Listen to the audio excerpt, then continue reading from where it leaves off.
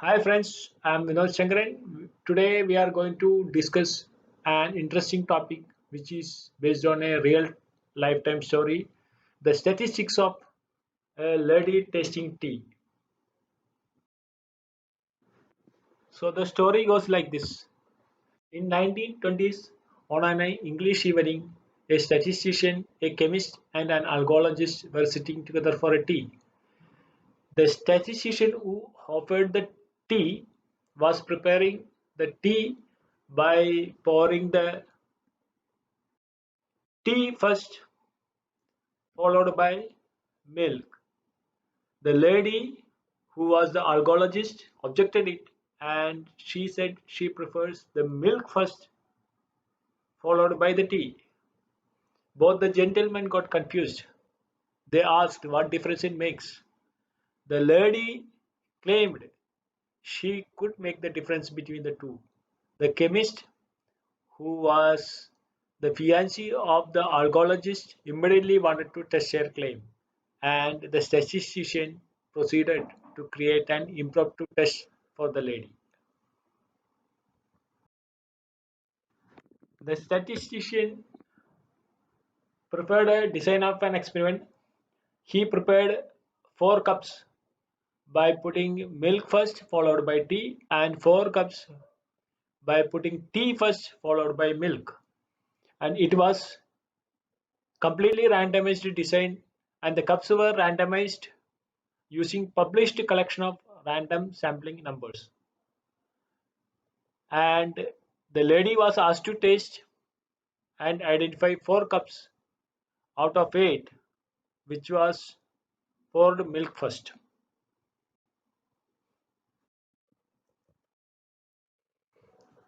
So, like any other experiment, first we have to state the null hypothesis and alternate hypothesis. Null hypothesis is that the lady cannot identify the difference between two ways of making tea.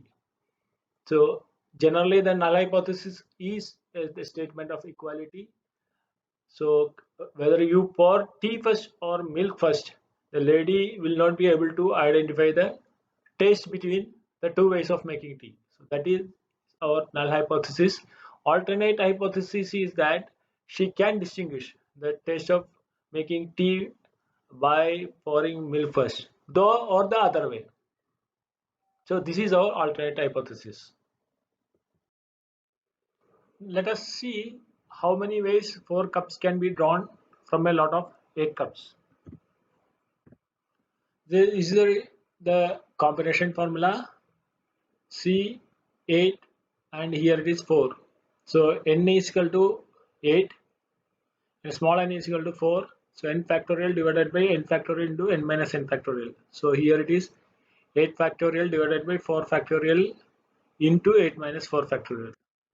So we are having the 8 factorial and the 4 factorial here and 8 minus 4 factorial here. So this one and this one gets cancelled and we are getting a value of 70 after doing the calculation here. Let us verify what are all the possible outcomes of taking 4 cups out of 8. Now we have seen that there are 4 cups with the milk poured first and there are 4 cups with the tea poured first. Then this is shuffled in such a way that she has the equal chance of choosing any 4 items from this lot. Now let us see what are all the different ways. She can identify all 4 are okay. This is one possible outcome. Another possible outcome is that 3 okay and 1 not okay. Another outcome is that 2 okay and 2 not okay. Another outcome is that only 1 okay, remaining 3 are not okay, and the last one all the 4 are not okay. And here one more thing we have to see that she can identify 3 cups okay and 1 not okay. This 3 can be not necessary the first 3, it can be any 3, but I have not put it all the possibilities here. I just for the visualizing I have put a tick mark on 3 okay and 1 not okay, but this 3 can be any 3. It can be this 3 okay and 1 this not okay, or it can be like 1 2 3 okay and 1 not okay. So there are different combinations of that.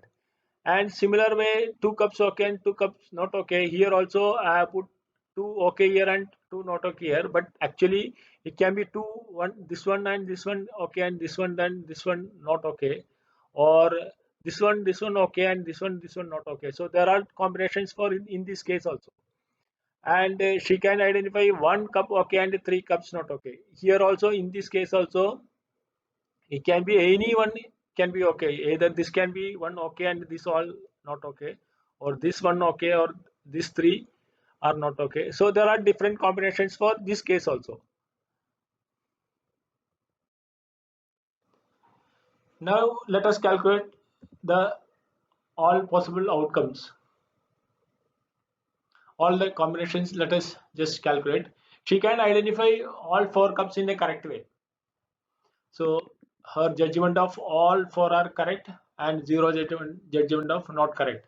So if you calculate this one, 0 factorial is actually 1. So if you calculate this one, you will get answer 1. Now she can identify 3 cups okay and 1 not okay. So her judgment of 3 should be from her okay, and 1 is considered as 1 she judged as not okay. So if you multiply the okay judgment and the not okay judgment, then we will get the answer is 16. She can identify 2 cups okay and 2 cups not okay. Now if you calculate this one with her judgment of 2 okay and 2 not okay, it comes 36. She can identify 1 cup okay and 3 cups not okay. Again, this is just opposite to this one, 3 cups okay and 1 not okay. Here 1 cup okay and 3 cups not okay. So the result is same, 16. 1 from her okay judgment and 3 from her not okay judgment. So this comes 16. And she can identify all 4 cups as not okay. So this is just opposite to all 4 cups are okay. Here all the 4 cups are not okay. So again, this is only one combination.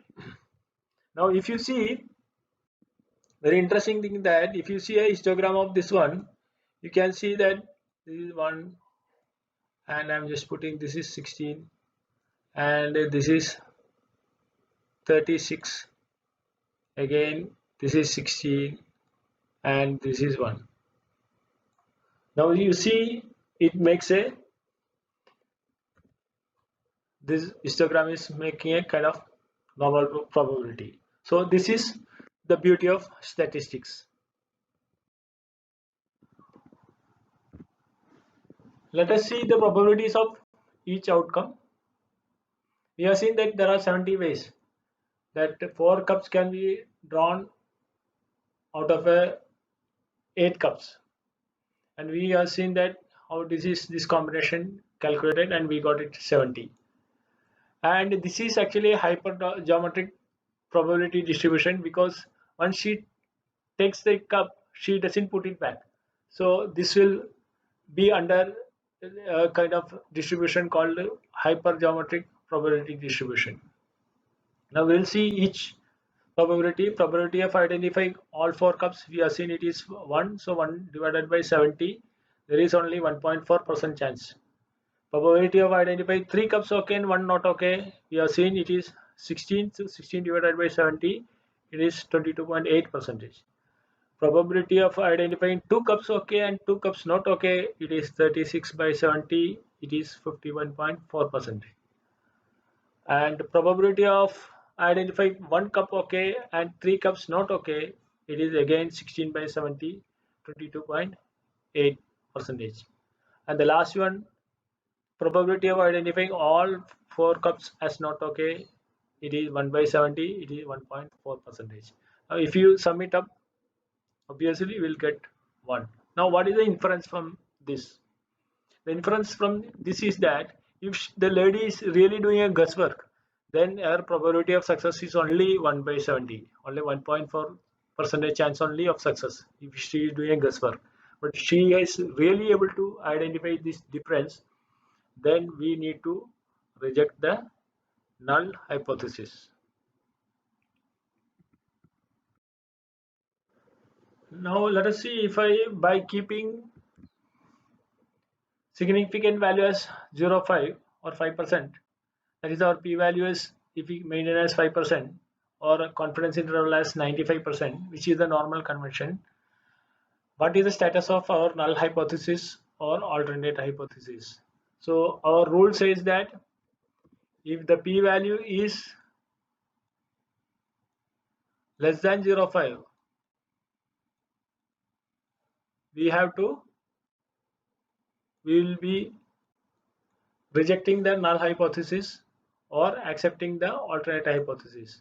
If the p-value is more than 0.5, we have to go for accepting the null hypothesis. So in this case, we are seeing that if she is correct, saying all the correct, then we are seeing that it's only 1.4 percentage, which is less than 0.5. So in this case, we have to reject the null hypothesis and accept the alternate hypothesis. In other words, she has the ability to distinguish between two ways of making tea. Suppose if one is incorrect out of 4, then the probability suddenly jumps into 0.228 or 22.8%, which is much higher than 0.5. In that case, we have to necessarily accept null hypothesis, or we have to conclude that the lady cannot identify the difference between two styles of making tea.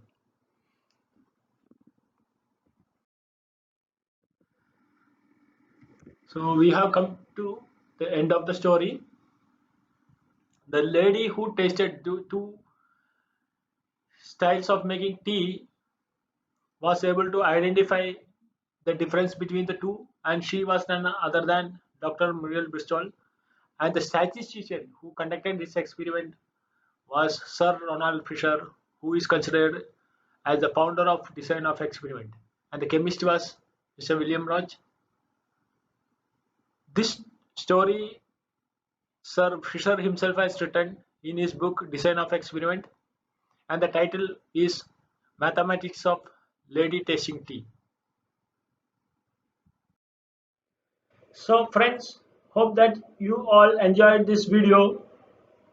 Looking for your valuable comments, and also request you to subscribe to this channel and share it to other useful social networks. If you have any queries, please send a mail to vinodas20140504@gmail.com.